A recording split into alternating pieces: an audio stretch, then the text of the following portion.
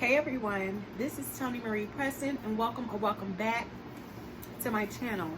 As you can see by the title of this video, I will be talking about the recent attack that happened in Hollywood. You all should definitely go look up the articles and videos that have been released on this attack that recently happened, to get more details and things of that nature. But I'm going to kind of give you all a summary and just kind of have a call to action, for trans women of color. This is going to be a call to action and a video talking about solutions and eliminating violence, okay? So let's get into a little bit about the story of this attack. So Eden the Doll is a trans Latina influencer. She has over 300,000 subscribers on YouTube, and her friends that she was with, Joslyn and Jaslyn, they are also popular influencers as well. Let me hold on, I want to get it right. Jaslyn Whiterose is a black trans woman, and Joslyn Flawless is a Latina trans woman. So these ladies were having like a girls' night out in Hollywood, having a good time, and while they were waiting on their Uber, they were brutally attacked and robbed by a group of men. So there was a bottle, thrown or used to hit one of the ladies. There was a scooter thrown, and rocks were thrown, and there was all types of verbal verbal violence as well in regards to this incident. And so, excuse me, it's just really disgusting to know that when I was watching the video, that there were people who witnessed this attack and did nothing. They were literally crying out and begging for someone to help them and to call the police. And once the police actually did drive by in the video, and they did not stop for this while this attack was happening. They just kept driving, and it was just so sad to see that they thought that help was coming, and they thought that this whole ordeal would be over, but it continued to happen, and they even laughed in the video, that the police didn't stop and help them. Like, the attackers were, joyous that the police didn't help. And this just really goes to show, like, as a society, like, this is unacceptable. We have gotten into a place where violence has become normalized. Violence has become acceptable. Violence has gotten so normal that community members or people who have witnessed violence don't even intervene in violence. And when you think back to communities of color, we have a long history of community accountability, community safety, community intervention. And when I say that, I mean, for example, neighborhood watch. That's something that communities of color did, because we didn't have good interactions with the police. We were being verbally and physically assaulted by the police. We had, when some type of violence broke out within our communities, there were other community members to intervene. And the fact that this is no longer happening, the fact that we're in a place in society that we, like I said, have normalized violence and don't even intervene is unacceptable. It's disgusting. These women are just trying to live their life. Literally, they're not bothering anyone. They're not doing anything. They're literally just trying to go home from having a good night out.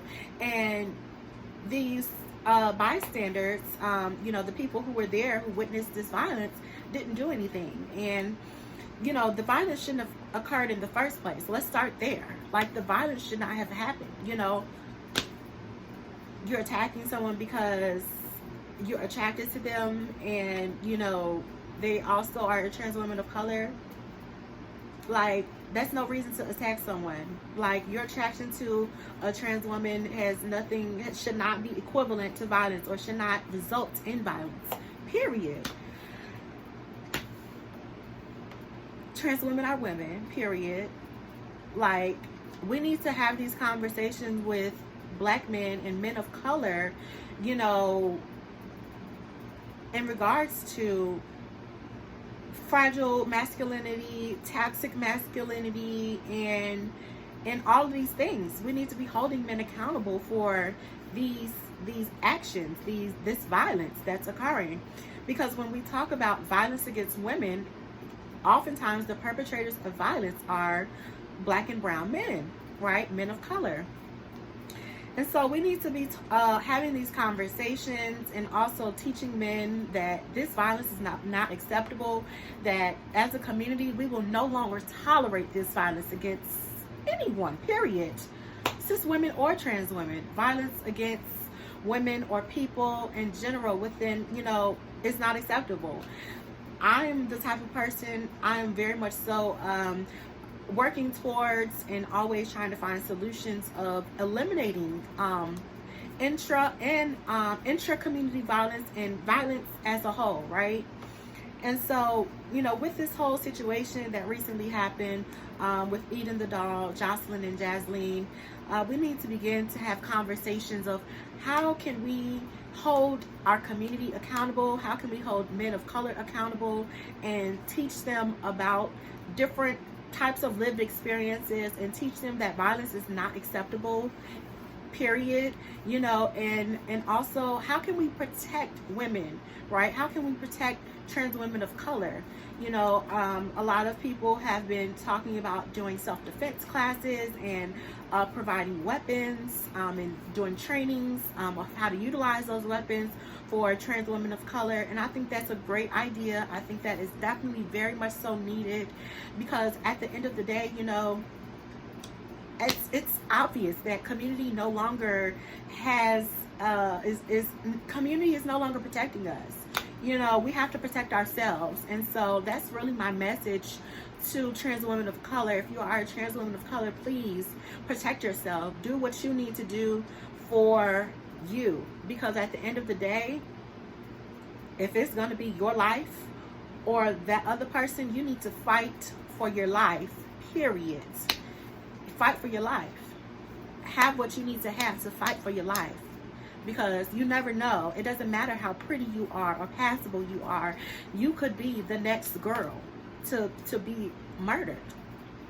And this is the harsh, honest reality of trans women of color in America and abroad.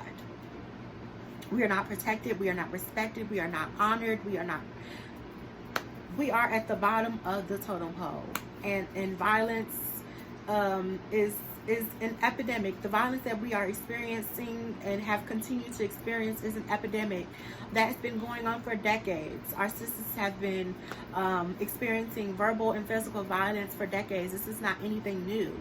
And, you know, professionals such as myself who do this work, yes, we are trying to find solutions. Yes, we are trying to have these difficult conversations and hold people accountable. But at the same time, as a community, you know, we need to protect ourselves in the meantime, and we also need to be dedicated to doing the work. And also, you know, we really need to protect ourselves and continue to do the work, because like I said, you never know. You know, it's not guaranteed anymore. It's not guaranteed that once you walk out that door that you will walk back in that door, period. So I really am sending, you know, all my well wishes to those ladies and every girl out there, every woman out there, cis and or trans. Just, you know, protect black trans women, protect trans women of color, protect all women. This violence has to stop, period. Black trans lives matter, trans lives matter. If you all want me to do a video on community safety, community interventions, bystander interventions, or safety planning in regards to what kind of safety planning can happen in order to protect trans women of color, some ideas, definitely let me know in the comments down below, and I will definitely make a video like that. And I look forward to seeing you all in the next video. Make sure you like, comment, share, and subscribe. All right? Bye.